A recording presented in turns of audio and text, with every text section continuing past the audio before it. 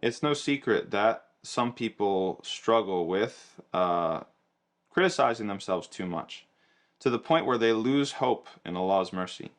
And this is something that the devil wants to have happen, right? The shaitan wants us to lose hope in Allah's mercy and wants us to despair and wants us to give up and wants us to think that we're no good and that it's not even possible to do anything. Actually, someone had reached out to me just the other night um, on the phone, and they were saying that they were having a lot of issues, and they've been having issues for a long time. And they said that, I just feel like a failure. I'm this many years old and I'm not married and I don't have this and I don't have that, and listen to all these sorts of things. And then, of course, the thing that always comes, I feel like Allah doesn't love me. I feel like Allah hates me, right? And I said, why would you say that? What makes you think that Allah hates you?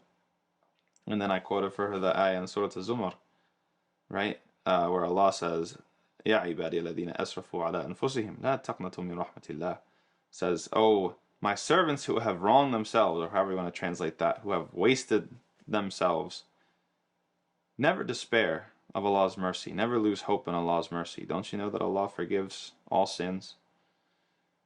And she, had never, this person who contacted me had never heard of this. I actually, like, it doesn't really say that, does it? I said, yes, it does. That's actually in the Quran. Yeah, he really said that. Yeah. And then we started talking, and I was like, okay, do you pray? She's like, no, I don't pray. It's like, okay, well, let's start with praying. It's like, pick one. What are you gonna do today? You're gonna make one prayer. Which one is it gonna be? And it's like this. And then, this person hadn't prayed in years, and she's like, is Allah gonna be okay with me just praying one prayer? I'm like, just start with this one. Don't think too hard about it, because again, Shaitan's trying to get you to lose hope. Shaitan wants you to stop by thinking how long the road is, so I might as well not even take that first step. Whereas what did the Prophet ﷺ say? If you take one step towards Allah, he takes two towards you. And so, okay, set that barrier nice and low, right? What's that? Just make one prayer today. She ended up making two. And she messaged me, she's like, I haven't felt this way in years. Like, this is amazing. It's like, thank you so much. So, it's nothing that I did. It's just about the mind games. The mind games. There's two types of people, like, because this sort of thing isn't for everybody. There's a type of person who is so self-critical and so ready to beat themselves up over every single little thing. And this person has gone to an extreme, and they need to know Allah's mercy. And they need to not be beat up with guilt and these sorts of, they've already got their fair share of guilt and way beyond that.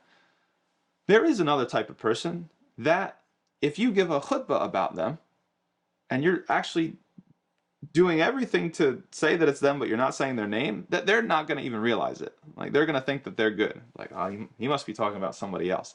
That's the type of person that you need to shake awake. You need to give the fiery khutbah. You need to give, the guilt and these sorts of things. So you can't, you have to use the appropriate methods for the appropriate time and the appropriate place and the appropriate person. And the people who find themselves on the critical end of life, or they're caught up in their head, they have all these thoughts of despair, they really need to understand that Allah's mercy is way more vast and way more powerful than what they imagine.